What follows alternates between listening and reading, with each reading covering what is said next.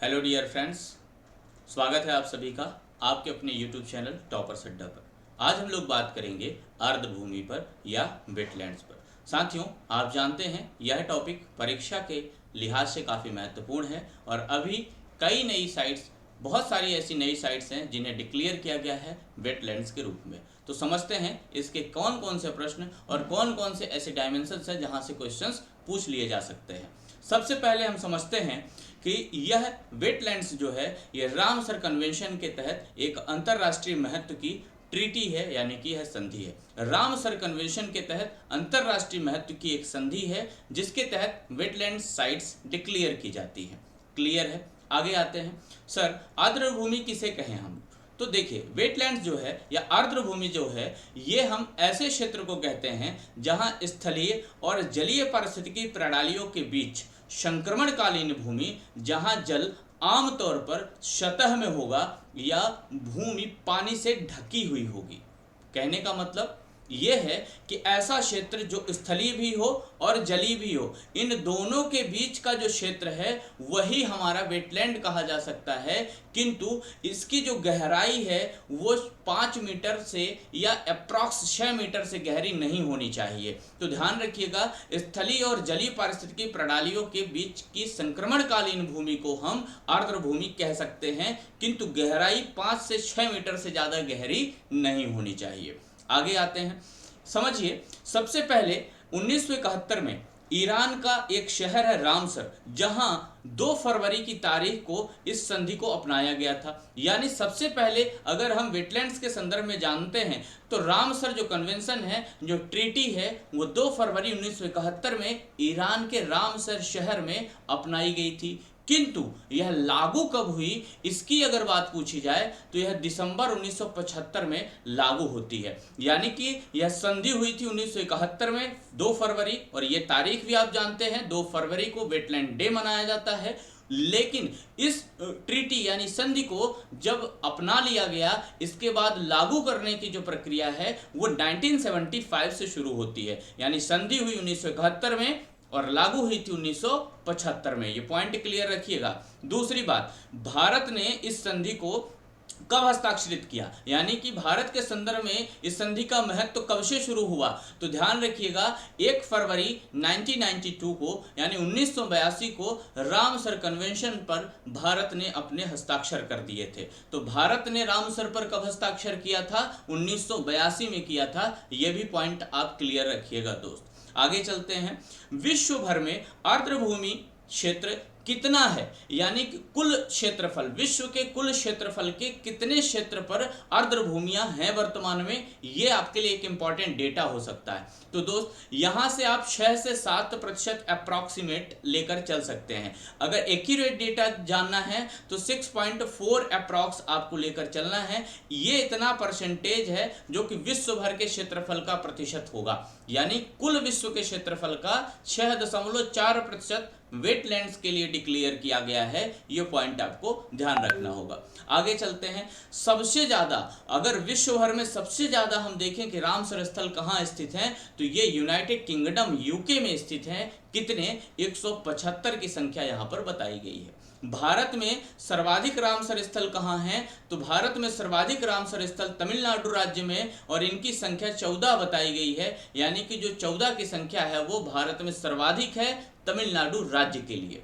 अगला ध्यान रखिएगा, दूसरा जो सबसे ज्यादा रामसर स्थल वाला जो राज्य होगा वो उत्तर प्रदेश होगा। लगभग 10 साइट्स यहाँ पर डिक्लेयर की गई हैं उत्तर प्रदेश के लिए। तो पहला सर्वाधिक रामसर स्थल वाला राज्य तमिलनाडु, दूसरा उत्तर प्रदेश। क्लियर है? आगे आते हैं। भारत में कुल आर्द्र भूमियां कितनी हैं, यानी कि वर्तमान में हमारे इंडिया में ऐसे कितने साइट्स हैं जो वेटलैंड्स के लिए डिक्लेयर की गई हैं, तो ये हैं 75 जो साइट्स हैं वो वेटलैंड्स के लिए डिक्लेयर की गई हैं।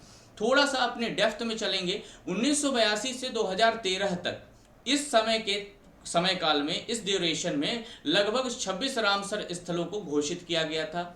आगे इसी के बाद 2013 के बाद 2014 से लेकर 2022 तक लगभग 49 रामसर जो स्थल हैं वो घोषित किए गए थे। यानी कि 49 ऐसे स्थल घोषित किए गए थे जो वेटलैंड्स के रूप में जाने जाएंगे।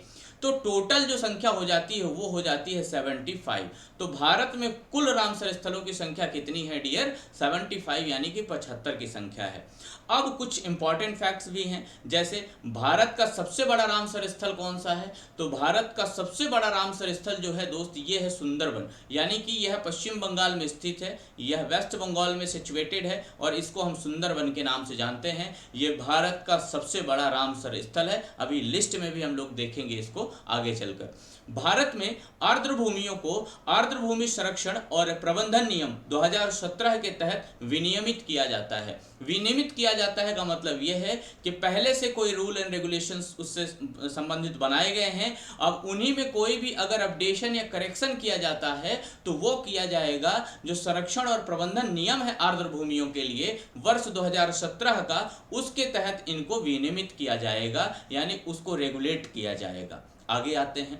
2017 का जो नियम है, एक विशेष बात इसमें यह है कि यह आर्द्र भूमि की जो पहचान है, इसको जो पहचानने का अधिकार है वो राज्यों को दे दिया गया है। यानी कि अब राज्य इस बात का निर्धारण कर सकते हैं कि उनके राज्य में कौन सा स्थल वेटलैंड्स के लिए डिक्लेयर किया जा सकता है, या उसके लिए वो क्या कर सकते हैं, प्रपोजल कर सकते हैं कि हमारे इस क्षेत्र को वेटलैंड्स के रूप में डिक्लेयर किया जाए। तो ओवरऑल क्लियर करना है, 2017 के नियम से राज्यों को यह जिम्मेदारी सौंपी गई है कि वह अपने राज्य के अंतर्गत आने वाले ऐसे क्षेत्रों को आर्द्र भूमि के रूप में डिक्लेयर कर सकते हैं या उसके संदर्भ में प्रपोजल रख सकते हैं। आगे आते हैं।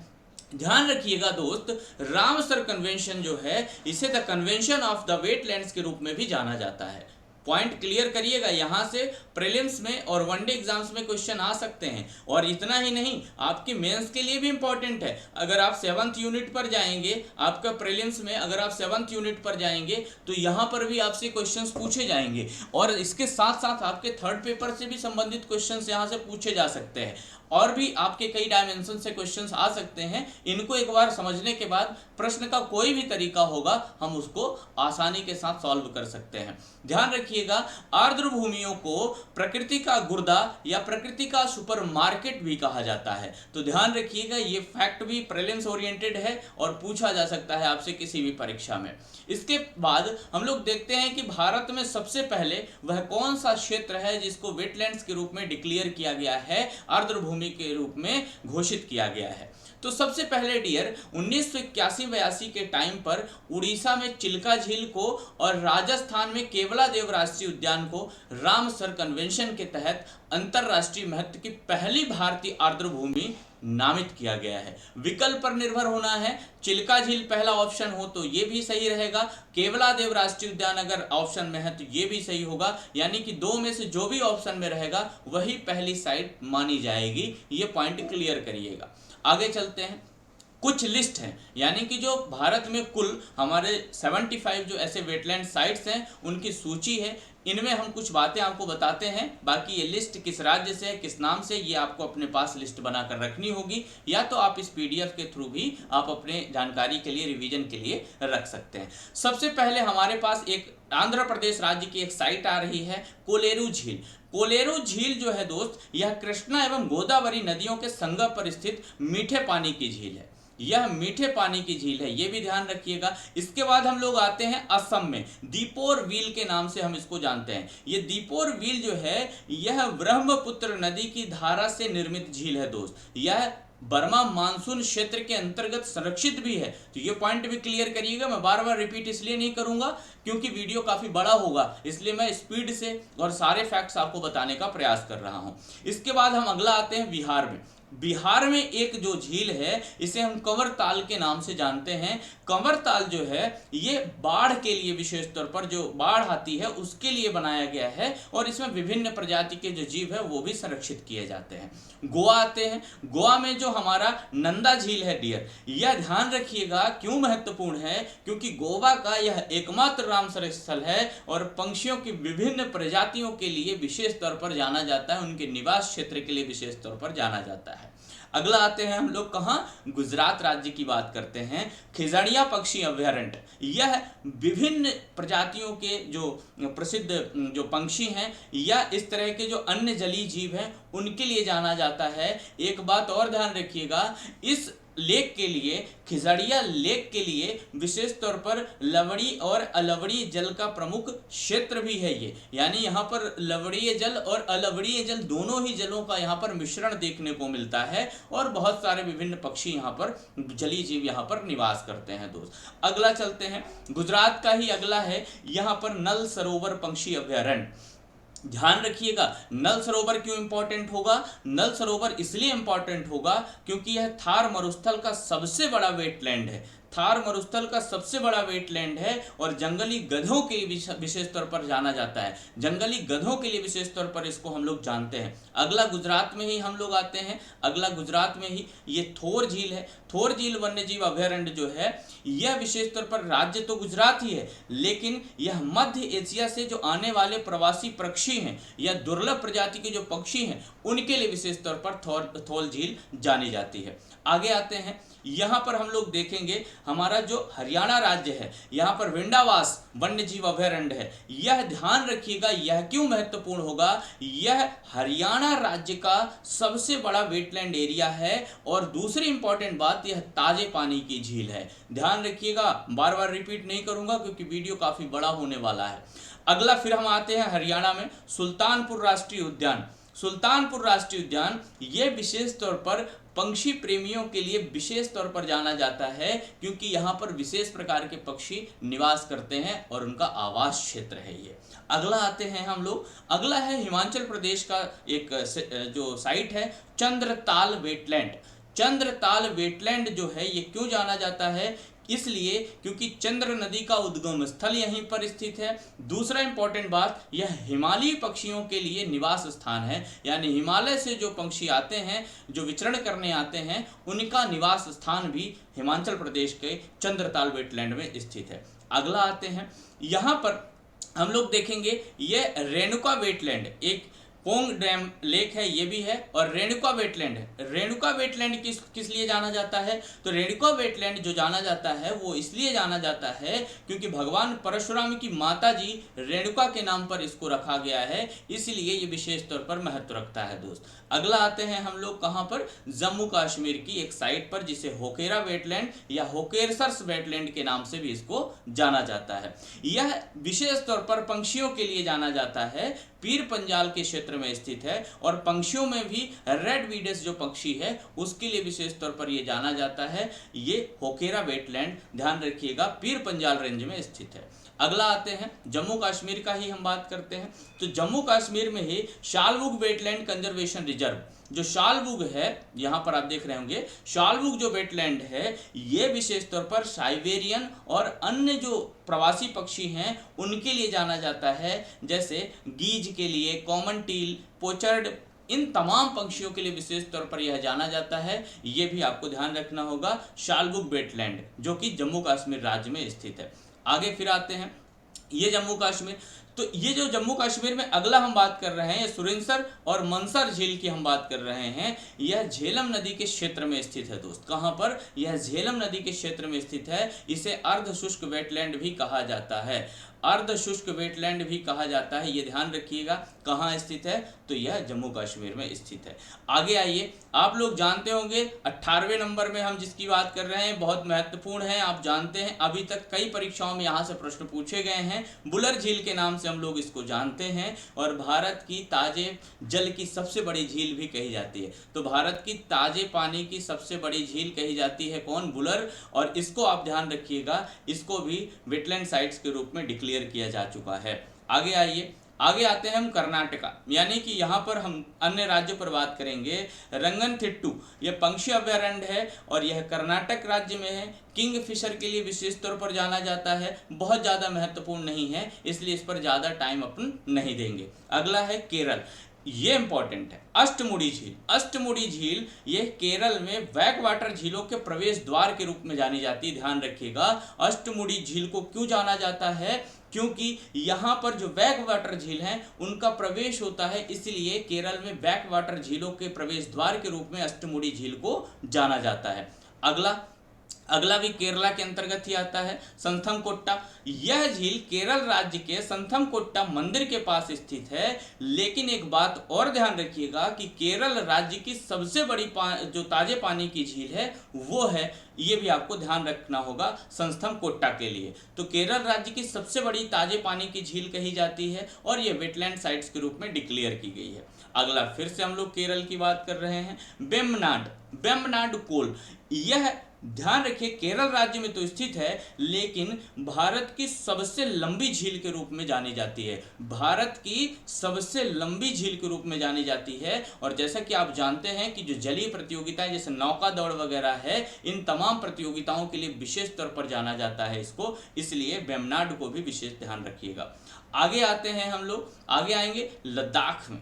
तो लद्दाख जो हमारा केंद्र शासित प्रदेश है, यहाँ पर हम देखेंगे सोकर आर्द्रभूमि, यह हिम तेंदुए के लिए विशेष तौर पर जाना जाता है। ध्यान रखिएगा, लवड़ी झील है और हिम तेंदुए के लिए विशेष तौर पर इसको जाना जाता है, सोकर आर्द्रभूमि को। अगला चलते हैं, अगला फिर से लद्दाख में है और अगली फिर से है कौन सी, सो मोरिरी झील। यह भारतीय सीमा में स्थित सर्वाधिक ऊंचाई पर स्थित झील है। ध्यान रखिएगा, यह भारतीय सीमा में स्थित सर्वाधिक ऊंचाई पर स्थित झील है। ये फैक्ट्स जितने मैं बता रहा हूं ये आपको नोट डाउन करने हैं, क्योंकि समय ज्यादा लगेगा इसलिए बार बार रिपीट नहीं कर रहा हूं। वीडियो को आप रोक कर और सारे फैक्ट्स लिख लीजिएगा अपने पास। ध्यान रखिएगा, भारतीय सीमा में स्थित सर्वाधिक ऊंचाई पर स्थित यह झील है। अब आते हैं हम लोग अपने प्यारे मध्य प्रदेश पर, यानी कि मध्य प्रदेश की जो अभी साइट्स हैं उन पर हम लोग डिस्कशन करते हैं। तो सबसे पहले भोज वेटलैंड, यानी कि रामसर कन्वेंशन के तहत सबसे पहले मध्य प्रदेश में जो भोज वेटलैंड भोपाल में स्थित है, इसको शामिल किया गया था 2002 को। ध्यान रखिएगा 2002 को। और इसके साइड में हमने इनका क्षेत्रफल भी लिखा हुआ है, जिनको जिस साइट्स का क्षेत्रफल चाहिए वो यहाँ से उसको रख सकते हैं। ये सारा डेटा इंडियन गवर्नमेंट के सोर्स पर डिपेंड है, यानी उनसे हमने लिया हुआ है। तो ध्यान रखिएगा, भोज वेटलैंड मध्य प्रदेश का पहला वेटलैंड साइट डिक्लेयर हुआ था वर्ष 2002 में। ठीक है, और ये क्यों जाना जाता है, सारस क्रेन के लिए ये जाना जाता है दोस्त, सारस क्रेन के लिए भोज वेटलैंड जाना जाता है, ये भी ध्यान रखिएगा। आगे आते हैं, मध्य प्रदेश में सांख्य सागर। मध्य प्रदेश में सांख्य सागर जो है ये माधव अभयारण्य में स्थित है। माधव अभयारण्य जो आप जानते हैं ये शिवपुरी जिले में स्थित है और यहीं पर सांख्य सागर जो झील है इसे भी वेटलैंड्स के रूप में डिक्लेयर किया गया है और मध्य प्रदेश में जैव विविधता का खजाना कहा जाता है। मध्य प्रदेश में जैव विविधता का खजाना कहा जाता है सांख्य सागर झील को, ये आप विशेष तौर पर ध्यान रखिएगा। आगे बढ़ते हैं, अगला मध्य प्रदेश का शिरपुर। शिरपुर आप जानते हैं ये मध्य प्रदेश के इंदौर में स्थित है। महाराजा यानी इंदौर के जो राजा थे उनके द्वारा यह निर्माण करवाया गया था और ये ग्रे हेरोन के लिए विशेष तौर पर जाना जाता है। ग्रे हेरोन के लिए विशेष तौर पर जाना जाता है, ये भी ध्यान रखिएगा। और यह इंदौर राज्य में स्थित है। इनकी तारीखें लिखी गई हैं, मैं बार बार तारीखों को नहीं पढ़ूंगा, जिसका इंपॉर्टेंट आपको लगे वो आप नोट डाउन कर लीजिएगा। आपका उसका क्षेत्रफल भी लिखा हुआ है और उसकी जो डिक्लेरेशन टाइम है, जो डेट है, वो भी यहाँ पर बताई गई है। आगे आते हैं, सिरपुर वेटलैंड के बाद हम लोग आते हैं मध्य प्रदेश की अगली साइट यानी कि यशवंत सागर पर। ध्यान रखिएगा, यह भी इंदौर में स्थित है और मानव निर्मित कृत्रिम जलाशय है। मानव निर्मित है तो कृत्रिम ही है, इसका मतलब आप कृत्रिम जलाशय कह सकते हैं या आप कह सकते हैं कि यह मानव निर्मित जलाशय है जो कि इंदौर में है, यशवंत सागर, और इसको भी वेटलैंड साइट्स के रूप में डिक्लेयर किया गया है। अगला आते हैं, हम लोग बात करेंगे महाराष्ट्र राज्य में। महाराष्ट्र राज्य में एक जो झील आपको दिख रही लोनार, यह ध्यान रखिएगा, इसको हम क्यों विशेष तौर पर जानते हैं, ये उल्का पिंड के प्रभाव से निर्मित है। उल्का पिंड के प्रभाव से निर्मित है, इसलिए इसका महत्व अधिक है। तो ध्यान रखें, लोनार झील जो महाराष्ट्र में है ये उल्का पिंड के प्रभाव से निर्मित है और ज्वालामुखी के क्रेटर की भांति इसका जो आकार है वो देखने को मिलता है। अगला फिर महाराष्ट्र की हम लोग बात करेंगे, नंदूर मध्यमेश्वर, ये भी महाराष्ट्र में है। यह भरतपुर वर्ल्ड सेंचुरी के नाम से भी जानी जाती है, ये भी ध्यान रखिएगा, भरतपुर वर्ल्ड सेंचुरी के नाम से भी इसको जाना जाता है। अगला जो हमारा महाराष्ट्र की ठाणे क्रीक है, इसको भी आप लोग ध्यान रख सकते हैं, प्रवासी पंछियों के लिए जाना जाता है। अगला हम बात करेंगे मणिपुर में लोकाटक। ये भी आपके लिए, ये लोकटक के नाम से भी इसको हम जानते हैं। लोकटक अगर इंग्लिश वाले हैं, हिंदी वाले लोकटक के रूप में इसको जानते हैं।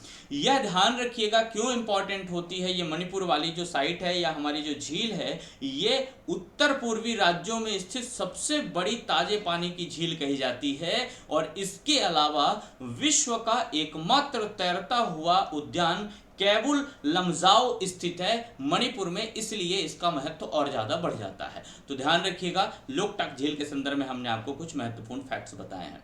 अगला है मिजोरम। मिजोरम में हम लोग जानते हैं पाला आर्द्रभूमि। पाला आर्द्रभूमि जो है ये स्थानीय प्रजातियों के जीवों के संरक्षण के लिए महत्वपूर्ण है। बाकी बहुत ज़्यादा महत्वपूर्ण इसका हम जो एग्जाम के पॉइंट ऑफ व्यू से हम इसको बहुत ज़्यादा इंपॉर्टेंट नहीं मानते हैं। अगला आते हैं ओडिशा की हम बात करते हैं। ये जो अनसुपा है, ओडिशा में जो ये अनसुपा लेक है, इसे वनस्पतियों का घर कहा जाता है। ये जो अनसुपा है इसे वनस्पतियों का घर कहा जाता है। विशेष तौर पर आम एवं बांस की अधिकता के लिए जाना जाता है ये ओडिशा का वेटलैंड साइट। आगे आते हैं भितरकनिका। कितना इंपॉर्टेंट है भितरकनिका मैंग्रोव। ये ओडिशा राज्य में स्थित है और भारत का दूसरा सबसे बड़ा मैंग्रोव वन तंत्र है। ध्यान रखिएगा दोस्त, ओडिशा राज्य में भितरकनिका। अगला फिर ओडिशा में आता है और यह है चिल्का झील। आपने पहले शुरू में पढ़ा था किसी झील को सबसे पहले डिक्लेयर किया गया है वेटलैंड्स के रूप में। मैं दोबारा नहीं बताऊंगा, आप ध्यान रखिए किसको बताया था। इसके अलावा जो हमारी चिल्का झील है ये क्यों इंपॉर्टेंट है, क्योंकि भारत की सबसे बड़ी लैगून झील है। ये भारत की सबसे बड़ी लैगून झील है, इसलिए इसको हम जानते हैं, ये इसका महत्व अलग हो जाता है। अगला फिर उड़ीसा में आते हैं हीराकुंड। हीराकुंड जो डैम है यहाँ पर स्थित है और ये विभिन्न जीवों के लिए, जलीय जीवों के लिए, पंक्षियों के लिए विशेष तौर पर जाना जाता है। आगे आते हैं ओडिशा की ही अगली साइट, हम सतकोशिया गार्ज की बात करेंगे। ये सतकोशिया टाइगर रिजर्व के साथ लगा हुआ है, इसलिए इसका नाम सतकोशिया टाइगर रिजर्व गार्ज रखा गया है।